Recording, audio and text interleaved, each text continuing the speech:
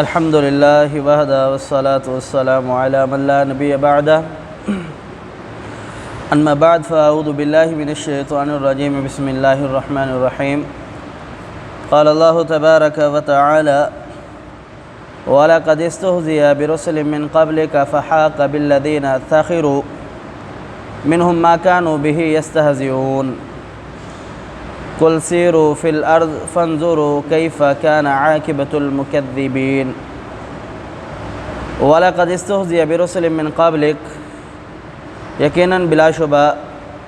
آپ سے پہلے کئی رسولوں کا مذاق اڑایا گیا فحاق پس گھیر لیا بالذین ان لوگوں سخروا منهم ما كانوا به يستهزئون ان لوگوں میں سے ان لوگوں کو جنہوں نے مذاق اڑایا اس چیز نے جس چیز کا وہ مذاق اڑایا کرتے تھے۔ گزشتہ آیات میں آپ نے سماعت فرمایا کہ اللہ رب العالمین نے مسلمانوں کو پیارے حبیب پیغمبر علیہ السلام کے متعلق آگاہی دی، اور اس آیات مبارکہ میں اللہ رب العالمین اس بات کی تلقین کر رہے ہیں کہ اے نبی آپ پریشان نہ ہوئیے، آپ اس بات سے مایوس نہ ہو جائیں کہ یہ کافر لوگ مشرک لوگ آپ کی دعوت کا آپ کے پیغام کا مذاق اڑاتے ہیں، کیونکہ یہ شروع ہی سے جتنے بھی انبیاء تقریباً گزرے ہیں ان میں سے اکثر کا ان کی قوموں نے مذاق اڑایا ہے۔ آپ اس چیز سے پریشان نہ ہو جائیں، آپ کا جو کام ہے آپ اس کام کو جاری اور ساری رکھیں۔ ہاں البتہ یہ بات ضرور ہے کہ یہ جو مذاق اڑانے والے لوگ ہیں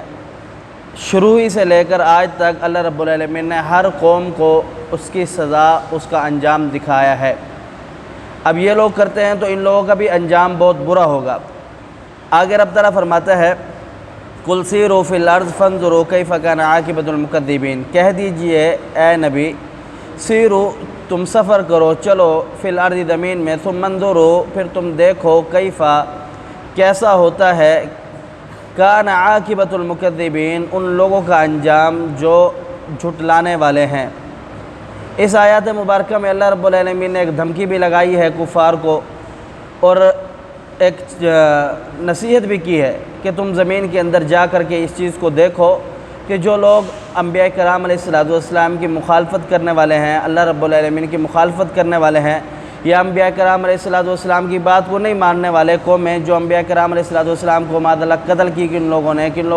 انبیاء کرام علیہ السلام کا مذاق اڑایا، تم اوورآل ان کی حالت و کیفیت دیکھ لو، زمین کے اندر چل کے ان کے معاملات اور ان کے واقعات سن لو دیکھ لو، تو تمہیں پتہ چلے گا کہ جو لوگ اللہ رب العالمین کے نافرمان ہوئے، پیغمبر علیہ السلام کی نافرمانیاں کی، تو اللہ رب العالمین نے انہیں سخت عذاب چکھایا۔ اگر آپ کو یقین نہیں آتا تو آپ اس چیز کے اندر دیکھ لو، اگر اس پر بھی آپ نہیں کرتے تو پھر آپ اس چیز کے انتظار رہیں کہ آپ کو اس چیز کا بدلہ جب دیا جائے گا۔ تو اس کا یہ اللہ رب العالمین کا وعدہ مبین برحق وعدہ بدر کے میدان کے اندر نظر آیا۔ جب بدر میں کافروں اور مسلمانوں کی لڑائی ہوئی، مارکہ آرا ہوا، ایک دوسرے سے لڑائی ہوئی، تو اس وقت اللہ رب العالمین نے اپنا وعدہ سچا کیا، کافروں کو شکست ہوئی اور مسلمانوں کو اللہ رب العالمین نے غلبہ عطا کیا۔ جب اللہ رب العالمین نے مسلمانوں کو غلبہ عطا کیا تو جنگ ختم ہونے کے بعد رسول اللہ صلی اللہ علیہ وسلم نے کفار کے جو 24 سردار تھے، بڑے بڑے نامور جو اپنے آپ کو کہتے تھے کہ ہم سے بڑا کوئی نہیں ہے، ہم کیوں دعوت قبول کریں، تو ان لوگوں کی لاشوں کو رسول اللہ صلی اللہ علیہ وسلم نے بدر کے کنویں جو تھے ان میں سے جو ایک ناپاک گندے پانی والا کنواں تھا ان کے اندر پھینکوایا، اور ان کے مڈھیڑ جو کنویں کی مڈھیڑ تھی کنویں کے پاس جا کر کے اس کی مڈھیڑ کے پاس جا کے کھڑے ہو گئے، اور آپ علیہ السلام نے فرمایا اے فلاں ابن فلاں، اے فلاں ابن فلاں، اے فلاں ابن فلاں کے بیٹے کیا تو بتلا جو اللہ رب العالمین نے ہم سے وعدہ کیا تھا، ہمیں اللہ رب العالمین نے ہمارا وعدہ پورا ہوا، سچا ثابت ہوا، اللہ نے کہا کہ میں غلبہ دوں گا، آپ دعوت نہ چھوڑے، تو اللہ رب العالمین نے ہمیں غلبہ عطا کیا کہ آپ سے جو اللہ نے وعدہ کیا تھا کہ اللہ اس کے رسول کی اطاعت کر لو، اگر نہیں کرو گے تو سزا ملے گی، کہ آپ کو وہ وعدہ پورا ہو گیا، اگر کیا ہی اچھا ہوتا اگر آپ اللہ اور اس کے رسول کی اطاعت کر لیتے۔ تو اللہ رب العالمین کا یہ وعدہ سچا ہوتا ہے۔ اللہ رب العالمین نے رسول اللہ صلی اللہ علیہ وسلم کو پہلی آیات میں اس بات کی تسلیم تک